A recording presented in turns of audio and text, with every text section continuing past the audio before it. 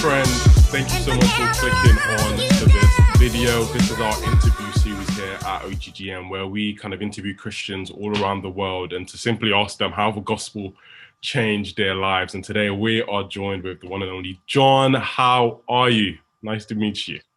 I'm very good, man. I'm very good. How you doing today? You good? I'm not too bad.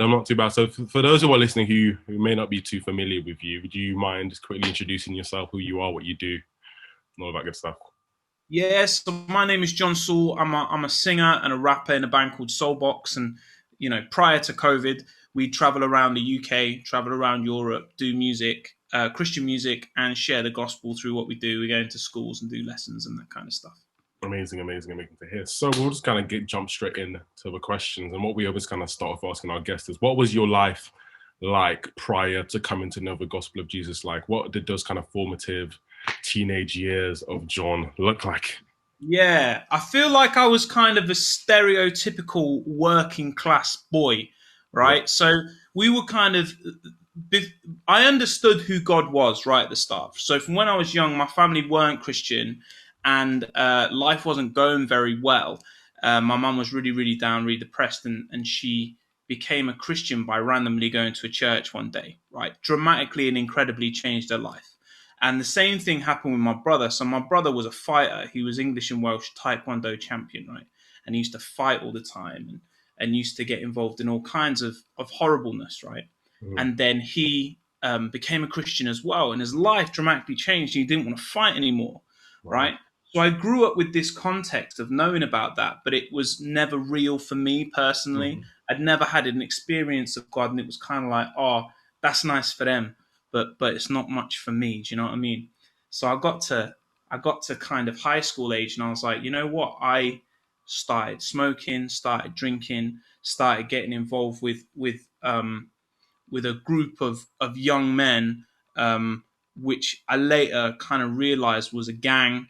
Got to the point where I was involved with drugs and fighting and relationships in a way that I shouldn't have been. And then as that escalated and got worse, I ended up in debt, kind of at the age of 16, 17, with some people who you shouldn't be in debt with. Yeah. And my life was just total and utter chaos. That kind of progressed from 11. It started off with little decisions like getting involved, maybe getting in a fight or smoking a cigarette or, you know, and then it just gradually got worse and worse. And I got removed from school at the age of 16. Wow. And that was me, I like to call BC, before Christ. That was me, BC. And I was a young man trying to figure out my life, right? And I was looking in all the wrong places. Just wasn't good, you know? Yeah. Thank you so much for sharing that. And then how would you then kind of, I think you said you were at 16, 17. How did you then come to kind of have that realization or that awakening, if you want to call it that, to the gospel of Jesus Christ? Yeah. A good friend of mine was killed in association with the stuff of what we were getting involved with. And it was really heavily in the news at the time. He was shot. And I remember it being this moment of, wow, my friends are either, me and all my mates were either destined for jail or death. And that's the reality of us, of the way we're living. And I was really, really stuck. I couldn't leave my area because people wanted to fight me because of who I was or who I was involved with. And I just got on my knees one day in my room. It felt really dramatic, right? It felt like there was like rain outside and there was thunder and I was screaming, but I'm sure it wasn't. It's probably just a normal night. And I got on my knees in my room and I prayed for the first time probably like ever. As in a sincere prayer. I went to a Catholic school when I was a kid. So I'd done prayers like the Our Fathers and that, but not like from my heart. And I was just like, look, God, if you're real, can you help me out? Because I'm really, really stuck. And I waited, and I didn't know what to do with my hands, so I just kind of, I just threw them up like that on the floor when I was on my knees, and I was like, look, God, if you're real, can you help me out? Like that. And I looked up and waited, and like I didn't think anything had happened. Yeah. So I was like, cool, well, God isn't real. That's fine. And then I went to sleep and I woke up to a phone call in the morning. And this is where the context of my brother's really important. Is my brother rang me up and he said, look, John, I don't know what's going on in your life. I was a really good liar. I was great at lying to everybody. He said, look, John, I don't know what's happening in your life, but I feel like God's saying you need to turn away from the lifestyle that you're living and follow the plans and purposes that God has for you, Yeah. and not the plans and purposes that you have for yourself. And I knew that was an answer to the prayer. In that moment, I was like, I know this is real. I know this is God. And then I kind of thought about and prayed about what I feel like God wanted me to do. And I just needed to get out of that toxic environment that I got myself in, because I couldn't go in the area at all. So then I moved to London, to West London, and started trying to follow the plan that God's got for me, and it wasn't like a drastic change straight away. I think sometimes when you hear people share their stories about God and how they became a Christian, it's like, oh, right, and I never sinned again. Yeah. No way. No way. Like, I was still, when I became a Christian, I was still selling drugs initially.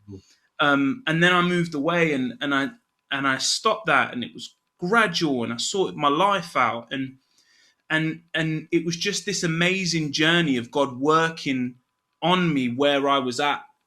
And then after a year or so, I felt a calling, because I moved to West London, a place called Ladbroke Grove, right next to where Grenfell is. Remember the Grenfell disaster? So I used to live in a finger block attached to Grenfell, and that area is, comes with a lot of gang affiliation stuff. And I felt God saying, I want you to work with the young men in this area who have been through similar stuff to what you've been through, and help them make decisions to follow you and make good decisions for their lives. So that's what I did after I was in the area after a year. And I then had this core group of, like, let's say 13 lads. And, I would work with them day in, day out, and help share Jesus with them. Yeah. And that's what it looked like initially. And then what happened was, I love it. And then it's so exciting for me. One thing I will tell you, right, is if you become a Christian and you dedicate your whole life to it, it's never boring, right? Just for the record, people think Christians are boring. Christians are not boring. Anyway, I'm one of these people. I go all over the place, mate. Sorry, you've caught me. No, go off. Go for And it. then I remember we were in a minibus one day taking a load of lads away to, it was like Drayton Manor or something, because obviously I was a youth worker, gangs worker, that was my job. And in the back of the van, I hear all these guys rapping, and they were like, it was like a Kano song or something. Do you remember Kano? I know he's still doing stuff. It was like a Kano song. Drill was just about to come and blow up, right? Yeah. And these guys, they're all rapping in the back. And I was a bit annoyed. And I was like, oh, you know what? I try and tell them stuff every day about how, like, there's a plan for their life and they need to make better decisions for them. And they don't remember a thing. They hear a Kano song twice and then they're rapping the lyrics. So I was like, you know what? I'm going to start rapping. Because if I get good at rap, then they'll learn the lines and they'll get the goodness in their head. Yeah. And then I started a rap group with all these lads, and we started writing raps that were rubbish, and I was rubbish, and I wasn't very good.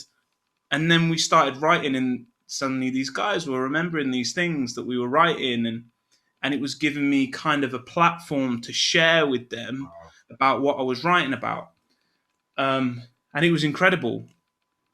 And I knew that God wanted that to be part of my life, in using it as an evangelism tool to share Jesus with people. That and singing, I'd always sang.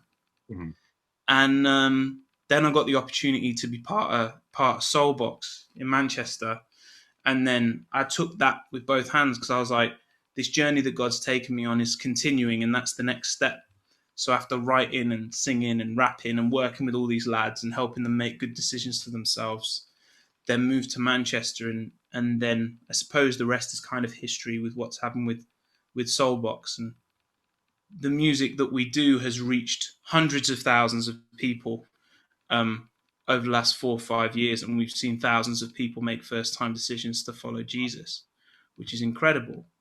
Yeah, Yeah, yeah, I loved what you said there about how that I'm just kind of visualizing it in my head. You being in the bus and you hearing the kids in the back rapping, and you kind of saw that as an opportunity, kind of like similar to Paul when it was like to reach them and to speak their language, almost go yeah, down to their level, and you kind of use that as a tool to evangelize and share the gospel with them. I would love if you can share maybe a bit more about that, about how, especially when it comes to kind of youth work and young people, yeah, not using kind of traditional methods to share the gospel, but maybe yeah. adapting it. Yeah. I remember as well, like, so you've got to make whatever you're sharing with people relevant. I Hmm. remember taking all these lads to like a Soul Survivor thing, and Yeah. they just didn't get it. They just didn't understand. And it wasn't because there's anything wrong with them. It's not because they're like heathens and they're unsavable, Hmm. or it's because it's not relevant to them. Yeah. So that's why I then took rap, and I was like, this is a vessel that they understand and something that they know. And then I took the gospel and thought, right, how can I communicate? For example, how can I do a session today on forgiveness? Hmm. How do I make forgiveness relevant to them? Okay, well, if I talk about, if I say, what is it, the Good Samaritan and stuff, they might not necessarily be able to get that. But if I take it and contextualize it to what's happening, then it's really relevant to them. Yeah. Um, Very good. all of evangelism is about making it relevant to those young people. So I go into schools, and I'm a really good schools worker, right? And I know that sounds like you tooting your own horn, but Hmm. the reason that I'm good at schools worker is that I go and I think about what the teachers want me to communicate, as in the purpose of us going into schools is sharing Jesus with people, and then I think what's going to appeal to the young people, and I'll watch YouTube for hours. I'll go in schools and say, "What are you watching?" And they'll be watching like the Sidemen and KSI and all these guys. So I go home and I watch it so that I can understand where they're coming from, so that I can share Jesus with them, and that's kind of the point. Um, a hard thing is, we all remember those people when we're on the streets and we see them shouting, Hmm. you know, the turn or burn, Hmm. become a Christian or you're going to hell. Um, and that, I'm sure that has worked for some people, and I think historically that perhaps was a bit more relevant than I perceive it as to be today. Yeah. you know you need to think about how you're communicating to people, because that could be that you're representing God, and how are you going to communicate God to them, because God loves them. Hmm. I don't think the first thing God would say to you is turn or burn. I think the first thing God says to you is, he says, I love you, you're my child, and let's start a relationship together, Amazing. kind of thing. I hope that is a little bit of Yeah, explanation. yeah, that was really, really helpful. Yeah, thank you so much for sharing that. Again, cut me out all over the thing, all over the No, video. If you see it cut everywhere, it's my fault. It's not Toye. All no, right. this is brilliant. We'll keep the raw footage, and I just love hearing it. I can see just how passionate you are, especially kind of reaching those young people. And I guess one or maybe one of the last things I'll ask is, then let's say there is just someone here who's listening to this message, and they hear about it, they see your living testament to the goodness of God and the faithfulness of God in people's life, the faithfulness of people sharing the gospel with you, even with your brother. But however, they still struggle in and of themselves to share the gospel with a family member, with a friend, with maybe friends at uni or at school. What kind of bit of encouragement or advice do you give to that person to maybe prod them a little bit to see the importance of this preaching the gospel, not in like a stage or in a pulpit, but like your everyday life, preaching and sharing the gospel with those around them? Yeah. I love sharing this story. Who we're in a band with, a guy named Ben, he's a rapper. Yeah. So if you want to go check out SoulBox, check us out on Spotify. The guy rapping, his name is Ben. When Ben first got his girlfriend, right, who now is his wife, he could not stop talking about Georgia. Everywhere he went, he was talking about Georgia. We'd go to McDonald's, he'd order a cheeseburger, and he'd go, "This is Georgia's favorite thing." And we'd be driving down the road, going to a gig, and he'd turn on a song, and he'd go, "Oh, this is Georgia's favorite song." And you know what? Even if I told him to stop, he couldn't stop talking about her, because he loved her so much, and she was his priority. And for me, I think naturally when I communicate with people, because God's my priority, I can't help but talk about him a little bit, and it's not weird because I love him. I love it. He's changed my life. Can't not talk about it. And I think if it's got to come from a genuine place, I don't think you should necessarily try and force it.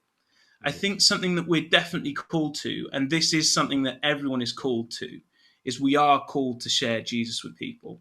The last thing Jesus says is go out and make disciples of all nations before he went up on a cloud, which is weird, right? How does that? We never talk about that. How Jesus just kind of disappeared.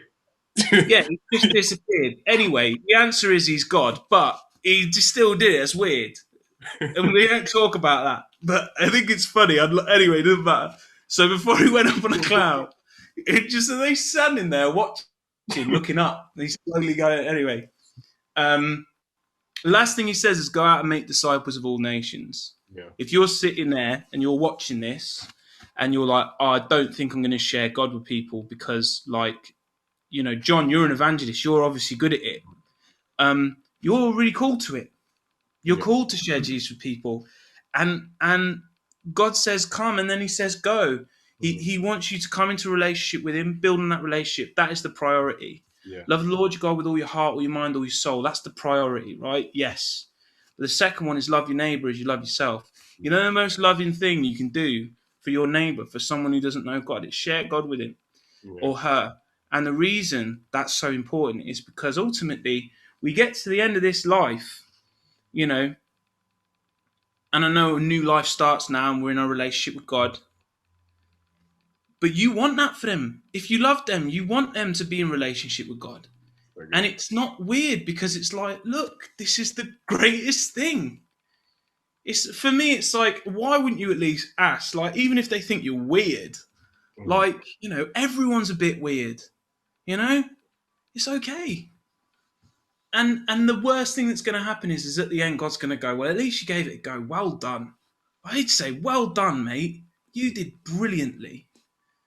And that's kind of the incentive for a lot of people, I think, as well. Well, for me, sometimes is when it's hard, because it's really hard, because my life's been incredibly hard since following God. It's been harder.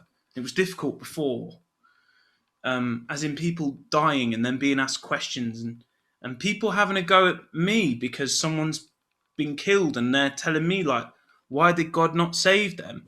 Sometimes, I don't know, sometimes. Hard questions. Mm-hmm. But I can't remember what I was saying. It's hard following Jesus. Yeah. But it's still the most rewarding thing. So, and you live in life and life in all of its fullness. And don't you want everyone else having their life and life in all of its fullness? Like, if you love them. Yeah. You know? That's so good. And you're so right about that. The worst thing that could possibly happen from you going out on a limb to tell someone about the goodness of God is they'll think you're weird. And that's such a low price to pay compared to the possibility of them spending eternity with God. Like it's such a low price. Yeah, and also don't forget, we're living in a time now where we're allowed to share the gospel with people. Pretty much all the disciples got killed. Another thing we don't talk about a lot. They got murdered for it. They got put in prison. They got beaten. The life of a Christian and following Jesus isn't easy. Mm-hmm. You know, it's a bit of a burden sometimes. I'm sure Paul, when he was being beaten up and battered, sorry to go this deep, wasn't loving that. Mm-hmm. I'm sure he thought this hurts. Yeah. But we're called to it, you know, and we're incredibly lucky. Like the fact that we share Jesus with people, and all that happens is they think we're a bit weird, but they don't kill us, or we're not at threat of death. There's places in the world where that's a reality. So we're very lucky. Sorry to guilt trip you into sharing Jesus. Hey, if it gets more people evangelizing it, by all means, continue to guilt trip. But no, that was absolutely brilliant. It was such a pleasure having you on. And thank you guys also at home for listening in. Just before we kind of close, where can people find out more about you and your work with SoulBox and the message trust and all that? Yeah, check us out on Spotify, SoulBox. Check us out on Instagram, SoulBox Band. I think we're lucky now. We're finally the first thing that comes up when you type in SoulBox, so that's great. If you want to find out about the message, go onto the Message Trust website. If you want to volunteer for different stuff, like we're doing lots of kind of food bank stuff. It's not called food bank, but we're sharing food with people who need it all across the UK. So if you're sitting around in lockdown, you're like, I don't know what to do, check out the Message website. There's stuff for you to volunteer for. Basically feed the hungry and share Jesus, which sounds like a very good thing to do if you're struggling for stuff to do at the minute. And maybe just in a couple lines, if you want to share kind of the heart behind Message Trust and what you guys kind of do for those who may not be too familiar. The heart behind what I do, for me personally, is sharing Jesus with as many people as possible. That's what I want to do. Yeah, brilliant. That's it. Know Jesus and make Jesus known. But yeah, thank you so much, Jon, for sitting down with me, and thank you guys at home for listening in. Please do make sure to like this video, comment, subscribe, all the stuff YouTubers say at the end of a video. But it was so nice to have you on, Jon, and we'll see you guys next week for another episode. Take care. Hey, I hope you've been blessed by what you've heard today. And if you have, I'd love to encourage you to partner with us here at OGGM as a monthly giver. At OGGM, we're a charity funded by the donations of people such as yourselves, and that enables us to do the varying work that we do, from retreats to podcasts to mission trips to homeless outreaches and so much more. So if you'd like to give, please click the Project 1000 link in the description below. Thank you.